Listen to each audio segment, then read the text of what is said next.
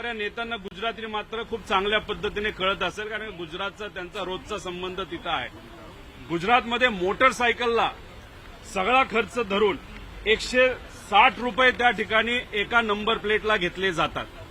आता 160 रुपये गुजरातला घेतले जातात आणि महाराष्ट्रामध्ये आपण जर बघितलं तोच खर्च हा त्या ठिकाणी 450 रुपये पर नंबर प्लेट आहे. त्यांनी सांगितलं जीएसटी वगैरे धरून 450, जीएसटी 80 रुपये वेगळा, म्हणजे महाराष्ट्रामध्ये 531 रुपये एका मोटरसायकलच्या नंबर प्लेटला घेतल्या जाईल. हे फक्त मोटरसायकल आहे, गाड्या वगैरे तो वेगळा. ही जी कंपनी आहे FTA ही गुजरातची कंपनी आहे. म्हणजे महाराष्ट्रामध्ये सुद्धा गुजरातचीच कंपनी आपल्याला 550 रुपयाला नंबर प्लेट देते आणि FTA कंपनी गुजरातमध्ये 160 रुपयाला देते. त्याचा अर्थ सामान्य लोकांच्या खिशातून ही गुजरातची कंपनी सरकारच्या मदतीने 2000 कोटी रुपये अतिरिक्त त्यांच्या खिशामध्ये त्या ठिकाणी घालणार आहे. कंपनीच्या खिशात चाललेत का मंत्र्याच्या खिशात, हे कुठेतरी त्या ठिकाणी सांगण्याची जरूरत आहे. काल पत्रकार परिषद बघितली तर ते म्हणाले की आमच्यात कुठेही काही चुकीचं नाही, आम्ही कुरघड्या करत नाही. खरं तर फेविकॉलच्या जोड आहे या सरकारमध्ये, असं कुठेतरी त्या ठिकाणी त्यांनी सांगितलं. आणि त्याच्यात देवेंद्र फडणवीस साहेबांनी सांगितलं मी कुठेही स्थगिती दिली नाही, मी कुठेही कुठल्या विभागामध्ये त्या ठिकाणी हस्तक्षेप घेतला नाही.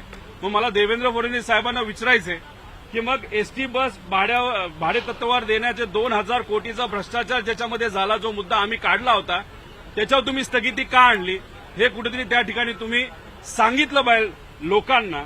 ठाण्याची खाडी सुशोभीकरणासाठी ज्याचा बेसिक खर्च 1300 कोटी होता पण काम दिलं होतं 2600 कोटी, हे का तुम्ही त्या ठिकाणी स्थगित केलं, हे लोकांना त्या ठिकाणी तुम्ही सांगितलं पाहिजे. शेतमाल खरेदी गैरव्यवहार जो झाला, आत्ताचे मंत्री जे भाजपचे नेते, आधीचे मंत्री हे शिंदे साहेबांचे नेते त्या ठिकाणी होते, आत्ताचे नेते GR मध्ये लिहित आहेत, याच्या आधी गैरव्यवहार झाल्यामुळे आम्ही GR त्या ठिकाणी बदलत आहोत, हे कुठेतरी सांगण्याची आज तिथं जरूरत आहे. मुंबई महानगरपालिकेमध्ये 1400 कोटीचे टेंडर हे परत एकदा त्या ठिकाणी लक्ष घालून त्याच्यामध्ये चौकशी ही या सरकारने लावलेली आहे. त्याच्याचबरोबर इतरही आपण OSD नेमणूकच्या बाबतीत बोलायचं झालं तर 125 पैकी 109 OSD नियुक्त केले आणि बाकीचे 16 OSD जे होते ते कुठेतरी सेटर होते, सेटिंग करायचे असं त्यांनी सांगितलं. जर देवेंद्र फडणवीस साहेब सांगतात की 16 सेटिंग करणारे तिथं OSD होते, ते OSD कोणाचे होते हे तिथं सरकार लोकांना त्या ठिकाणी त्यांनी सांगितलं पाहिजे. आणि जर तुम्हाला माहिती हे सेटिंग करणारे OSD होते, मग त्यांच्यावर आतापर्यंत तुम्ही कारवाई का केली नाही. पण विषय एवढाच आहे की देवेंद्र फडणवीस साहेबांनी ज्या ज्या कारवाई केल्या, नाही तर या सरकारने ज्या ज्या गोष्टीची स्थगिती दिली, त्याच्यामध्ये फक्त शिंदे साहेबांचे विभाग आणि अजितदादांचे विभाग त्याच्यामध्ये होते. पण त्याच्यामध्ये मला एवढंच सांगायचंय, मी देवेंद्र फडणवीस साहेबांचं अभिनंदन आणि आभार व्यक्त करतो की आम्ही जे मुद्दे काढले होते ज्याच्यामध्ये 50-60 हजार कोटीचा भ्रष्टाचार झाला, हे आम्ही सातत्याने बोलत होतो, त्याच्यामध्ये काही मुद्दे त्यांनी घेतलेत, फक्त मित्र पक्षाचे घेतलेत, काही भाजपच्या नेत्यांचे सुद्धा मुद्दे याच्यामध्ये आहे.